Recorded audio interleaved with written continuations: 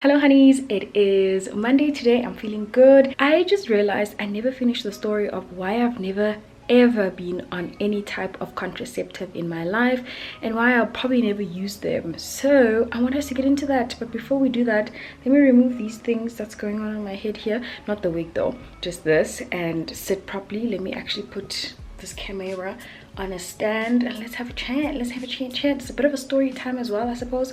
It's like an all-in-one, yangazi. And also I want to touch on what we're using right now. Let me close the doors. There are kids shouting as well. Make this room a little bit more soundproof and let it be intimate with me and you. To be honest with you, I think most girls are introduced to contraceptives from the time they have the talk with their parents, or a lot of us after hearing it at school. I never really had the sit down talk with my mom or my parents about, you know, contraceptives, why we should use them, prevention, any kind of like real prevention. I'm just talking about my teen years to be exact. And when I think about my childhood, I don't actually think there was space for a boyfriend back then. I was really busy. I went to school really far. I was traveling and then I'd get home around 4 or 5 and I'd be doing my homework, and I was a bit of a nerd and a prefect all at once. So I think maybe for my mom's sake, she looked at me and she was like, there's actually no need. Like, I really was good and I was really smart, so I kind of already knew about, you know, everything around the woman's body and what happens, you know. So when I did start dating, I never really was curious enough to go all the way. In fact, I got my first kiss in like grade 10 and that's the first time I heard Guti, you could go further than a kiss. And then come grade, I actually broke up with the guy like 2 weeks later. Come grade 11, I met the man of my dreams, who's my husband right now. Let's not put it in inverted commas because it's actually true. I met him and he knew that I had never been with any man in any intimate way, and we dated without any intimacy, like none whatsoever. We literally kissed and that was it. He was in varsity at the time and I was what, 17, so he was 20. So of course that age already, it scared me. And then we broke up about a year later, just because we did have quite a big age gap for that age. When you're a teenager dating somebody that's not even in school, that's in university, it's a bit of a big gap. And then also the pressure of like what happens when you talk to these friends. They don't talk the same language as our friends, you know. We were all sort of I don't want to say green behind the ears, but we were really young. And I think for both me and Lwazi at the time, we really respected our relationship and our love, and we always believed that if it's meant to be, it will be. So we never fell out of love, and I think that sort of got me to a point where I held on to my purity for the longest time, which brings me to why I never ever used contraceptives. There was never any reason to. So while my friends were exploring and experimenting, getting into university especially, I just wasn't that girl. I was not curious. I was actually more scared of that, and I think that's also the after effect of being too conservative and not knowing, in a sense. Like, I never really wanted to have those conversations. When I got to varsity, obviously those conversations are really open. Your peers are like talking about what happened last weekend where they slept izolo, you know. So that's where I started hearing more about the types of contraceptives, but again, I was never interested in it. Even though I was dating guys, church boys, I sorta kinda was with them, but again, it was just kissing. They were very curious and those relationships didn't last. I think both relationships that I was in university lasted 6 months. By the time I got to my second year, I was basically single. Like half, I think we dated for like half the year, the first half, and then we broke up just because I wasn't vibing with him. And I had this love for this man my first ever love, which was Lwazi. And with him, again, it was always different. We never had to have that conversation. We never got to a point where we were intimate, you know, in that way where we had to discuss prevention. So then after varsity, I get to work, and that's where more conversations are brought up by married people. And my one friend actually got pregnant, and my mom actually raised the prevention thing. She was just like, I hope you're preventing. I was like, what do you mean? I've never actually been there. I'm still a virgin. What are you talking about? And she didn't believe me. But I was probably like, what, 23 at that time. So anyway, it just never became a conversation, and it never became an option for me.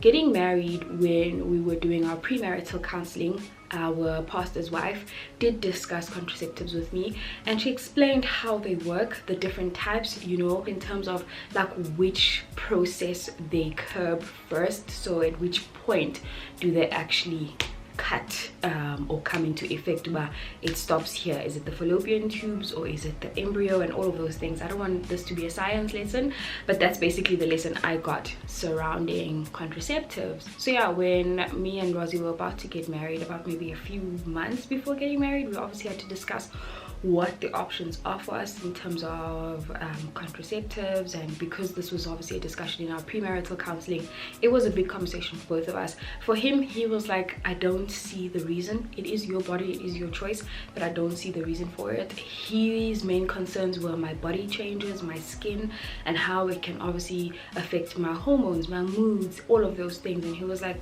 these are things that I just know of, they are there, but it is your body, so it's your choice.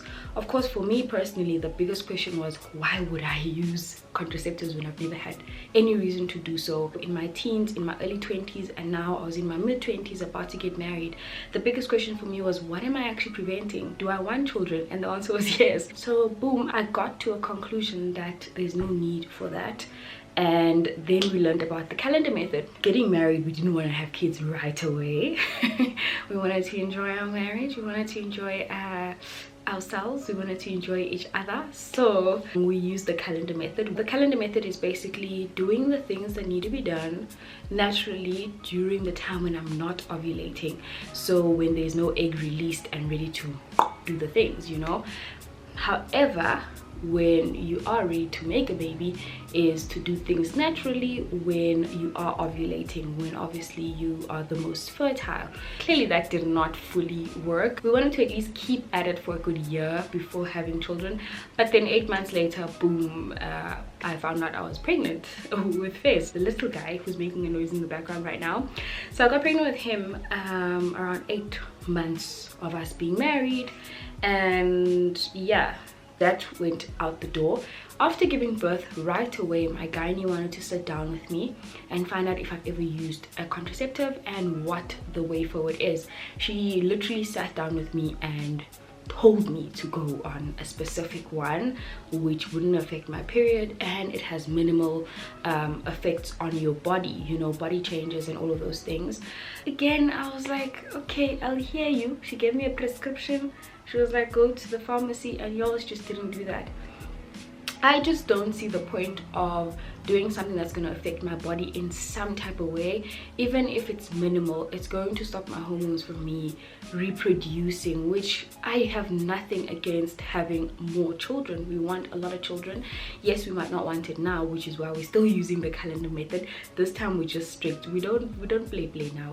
We are just a lot more stricter with our days. So we literally keep things as natural as possible for the first 7 days after my period, and on that 7th day it's like cut off. Okay, thereafter we then have you know, strategies of how to do things, but I'm not going to get into that because this is not what the video is about. I also do want to add this, that not everyone has got a similar upbringing as I do, or a similar background, and not all of us use contraceptives for the same reasons. Some people use it for skin, some people use it for hormonal control, some people simply use it for prevention. Okay, so I want to let you know that I am aware of all of those things, but these are my personal reasons and why I would not use it. There's absolutely no need for me to use it. I do not mind reproducing. You know, I don't mind producing and populating the earth with children. Not that I want like a soccer team, but my husband would be happy about that. But I really don't mind having 5 kids, you know.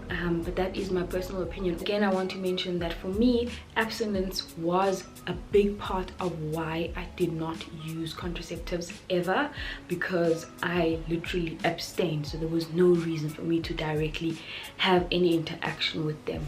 But for many people, that's a different story, which is why some people's walks, again, is different to mine. But I just wanted to put that out there. You know, that's it. Otherwise, let me know down in the comments below if you've ever been on contraceptives, which ones you've used, which ones are you currently using, what works, what doesn't, what your experience has been. Really just curious to know down in the comments below. And of course, if you haven't subscribed already, please do so. It is absolutely free. Mwah. I love you guys so much. Bye.